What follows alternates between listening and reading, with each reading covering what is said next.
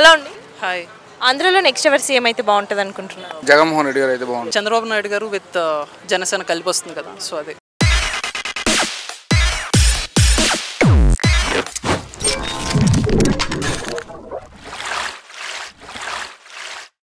Okay, ఎందుకని జగన్ గారు అనుకుంటున్నారు? ఆయన సంక్షేమ పథకాలు చాలా బాగున్నాయి. సో జగన్మోహన్ రెడ్డి గారు సీఎం అయితే బాగుంటుంది అనిపిస్తుంది. మరి పొత్తులతో రాస్తున్నారు కదా, మీకు ఎలా అనిపిస్తుంది? ఎలా వచ్చినంటే ఇప్పుడు సింగిల్గా వస్తే ఇంకా కొంచెం వీక్ అయ్యే ఛాన్సెస్ ఉన్నాయి కదా, సో ఇద్దరు వస్తున్నారు కాబట్టి కొంచెం స్ట్రాంగ్గా ఉంటుందని నా ఫీలింగ్ అంత. సో ఈ 5 సంవత్సరాల్లో ఏం నచ్చింది మీకు బాగా? ఏం నచ్చింది, ఆటోమేటిక్గా సంక్షేమ పథకాలు నాడు నేడు కానీ, పెన్షన్ స్కీమ్ కానీ, వాలంటరీ సిస్టమ్ కానీ, సచివాలయ వ్యవస్థ కానీ అన్నీ ఆల్మోస్ట్ అన్నీ బాగానే ఉన్నాయి. కొంతమంది ఏంటంటే ఐటీ డెవలప్మెంట్ లేదు, ఐటీ డెవలప్మెంట్కి ఇంకా టైం ఉంది కాబట్టి ఈ ఒక్కసారికి అవకాశం ఇస్తే ఈసారి ఖచ్చితంగా 5 yearsలో ఐటీ కూడా డెవలప్ అయింది. సో జగన్మోహన్ రెడ్డి గారు వస్తే ఇవన్నీ పాసిబిలిటీ ఉంటాయి. ప్రతి ఒక్క పేదవారు అసలు మ్యాక్సిమం తక్కువగా ఉంటారని నేను అనుకుంటున్నాను జగన్మోహన్ రెడ్డి గారు వస్తే. ఎందుకు వాళ్ళే రావాలనేసి అనుకుంటున్నారు? ఇది వద్దు కాబట్టి. ఈ పాలన ఎలా అనిపించింది 5 years? బాగాలేదంటే కనిపించేంత డెవలప్మెంట్ కానీ అసలు ఏమీ లేదు, నాకు తెలిసినంత వరకు ఏం జరగలేదు అసలు. అంటే జగన్ పాలనలో ప్లస్ పాయింట్స్ అంటే ఏం చెప్తారు, మైనస్ పాయింట్స్ అంటే ఏం చెప్తారు? ప్లస్ అయితే నాకేం తెలియదు, అంటే ఎప్పుడు నేను ఎవరి దగ్గర వెళ్ళలేదు కూడా. బట్ నేనైతే కంప్లీట్గా ఇందులో లేను, నాకు అసలు ఐడియా లేదు. బట్ నాకు తెలిసినంత వరకు కూడా ఎవరికి అంతగా పెద్దగా జరిగింది ఏం లేదు. మేబీ సచివాలయాలు కోవిడ్ టైంలో అది బాగా హెల్ప్ అయింది. But other than that I don't think anything. So అంటే జగన్ గారు ఇచ్చిన హామీలు చాలా వరకు నెరవేర్చలేదు అనేసి అంటున్నారు కదా. అంటే ఏ హామీలు నెరవేర్చలేదు. మద్యపానం నిషేధం చేస్తాను చేయలేకపోయారు. మద్యపాన నిషేధం 3 అంచెలుగా, అంటే ఒక బెల్ట్ వ్యవస్థ తీసేస్తానని చెప్పేసి అలా చేశాడు. బెల్ట్ వ్యవస్థ తీసేశాడు. రిమైనింగ్గా టైం ఉంది కదా, ఈ లోపు తీసేసే అవకాశం ఉంటే ఉండొచ్చు. మేబీ అది ఒక్కటే కదా, ఇంకా ఇంకేం మైనస్ ఏముంది? జగన్ పాలన గురించి మీరు ఏం చెప్తారు? పీపుల్ ఆర్ నాట్ సాటిస్ఫైడ్ అంత. రీజన్ తెలియదు. రీజన్ అంటే అదే, డెవలప్మెంట్ ఏం లేదండి, ఉన్నవన్నీ కొట్టుకుంటూ వెళ్ళిపోతున్నారు. కొత్తగా డెవలప్మెంట్ అయితే ఏం లేదు. ఇసుక మాఫియా అంటున్నారు. I'm basically from Vizag. So ఉన్న కొండను కూడా తవ్వేసి ఏవేవో కట్టుకుంటున్నారు. ఆయన ఉండడానికి ఒక సెక్రటేరియట్ ఆఫీస్ కట్టుకున్నారు. ఒక 500-400 crores ఎంతో అయింది. So it's a waste of money. Every year job calendar open చేస్తా అని చెప్పారు కదా. ఎవ్రీ ఇయర్ జాబ్ క్యాలెండర్ ఇస్తున్నాడు కదా. ఇప్పుడు గ్రూప్ 1 ఇచ్చాడు, గ్రూప్ 2 ఇచ్చాడు, సచివాలయం ఇచ్చాడు. ఇంకా ఇంకేం జాబులు ఉంటాయి ప్రత్యేకంగా? ఎవ్రీ ఇయర్ గ్రూప్ క్యాలెండర్ ఇచ్చినా కానీ ఆ గ్రూప్ క్యాలెండర్లో ఈ జాబులు ఉంటే ఈ జాబులు ఇప్పుడు రిలీజ్ చేస్తామని చెప్పారు. అవి ఇప్పుడు గ్రూప్ 1, గ్రూప్ 2 ఇచ్చారు. నెక్స్ట్ ఇయర్ వచ్చినప్పుడు సచివాలయం ఉంటే సచివాలయంలో ఒక 14,000 పోస్టులు ఉన్నాయి. ఆ 14,000 పోస్టులు మేము నెక్స్ట్ ఇయర్ మేము ఇస్తామని చెప్తాం.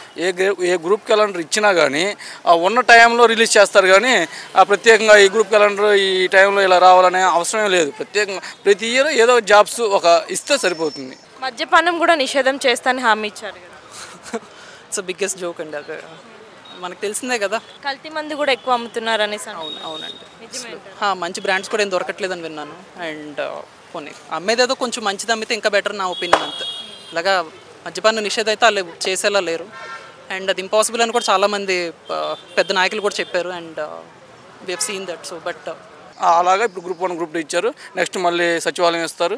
అట్లాగా కానిస్టేబుల్ ఇచ్చారు, ఎస్ఐలు ఇచ్చారు. అలానే ఉన్న వరకు ఇస్తారు కానీ లేని ఆయన తీసుకొస్తారు. అంటే వ్యతిరేకత ఉన్న వాళ్ళ కోసం ప్రత్యేకంగా ఏదైనా కొత్త జాబులు క్రియేట్ చేయాలి. నాకు తెలిసి అలా ఉంటుంది అన్నమాట టీడీపీ వాళ్ళు మాట్లాడే మాటలు చూస్తుంటే. సో ఐటీ మినిస్టర్ గురించి చెప్పాలంటే ఏం చెప్తారు? శ్రీవాడ అమర్నాథ్. ఓకే, ప్రెజెంట్ ఉన్నవి నో కామెంట్స్ అండి. ఏముందండి, ఆయన ఇటుపక్క ఇతనేమో పెద్ద పెద్ద కంపెనీస్ చెప్తాను అది తెచ్చాను, ఇతనేమో గరం మసాలాలు ఏవో తెచ్చానని చెప్తున్నారు. అసలు కంపెనీస్కి గరం మసాలా కంపెనీలకి ఏమైనా సంబంధం ఉందా? No relevance.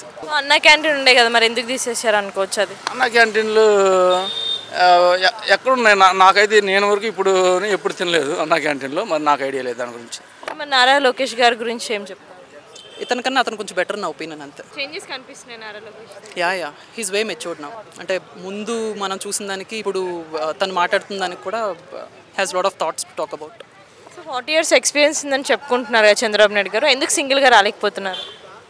అంటే ఇప్పుడు ప్రెజెంట్ ఉన్న సిచ్యువేషన్లో ఈ రెండు కలిస్తే ఇంకా బెటర్, ఇంకా స్ట్రాంగ్ అవుతుంది. రాలేకపోతున్నారు అనేది కరెక్ట్ కాదేమో. మేబీ రెండు కలిస్తే ఇంకా స్ట్రాంగ్ అవుతుందేమో అని వాళ్ళ ఒపీనియన్ అని నాకు అనిపిస్తుంది అంతే. మళ్ళీ జగనే వస్తారంటారా? తప్పకుండా జగన్. మరి వాళ్ళ సిస్టర్ కాంగ్రెస్ పార్టీలో చేరి జగన్పై విమర్శలు చేస్తుంది కదా, మీరు ఎలా భావిస్తున్నారు? ఏదో పర్సనల్ ప్రాబ్లమ్స్ వాళ్ళకు ఉన్నప్పుడు అవి బయటికి తీసుకురావటం ఆమె యొక్క మూర్ఖత్వం. అది మనం షర్మిలక్క వాళ్ళ పర్సనల్ గురించి మనం మాట్లాడుకోవాల్సిన అవసరం లేదు. ఒకవేళ షర్మిలక్క వేరే పార్టీ పెట్టినా కానీ జగన్మోహన్ రెడ్డి సముద్రం లాంటాడు. ఒక జగ్గు నీళ్ళు తీస్తే షర్మిలక్క ఎఫెక్ట్ అనమాట, అంతకుమించి ఏమి ఉండదు అనమాట. నెగిటివ్ రావచ్చు, ఏముండదు, అంత నార్మల్గానే ఉంటుంది. మళ్ళీ జగన్ ఒకవేళ ఈ టీడీపీ జనసేన పొత్తుంటే ఒక 20-30 సీట్లు తగ్గితే 120 సీట్లతో జగన్మోహన్ రెడ్డి గారు అధికారాన్ని ఫామ్ చేస్తారు. అది పక్క. మరి ఎవరు సీఎంగా ఉంటారు అనుకుంటున్నారు? ఆబ్వియస్గా సిబిఎన్ గారే ఉంటారని నేను అనుకుంటున్నాను. Thank you.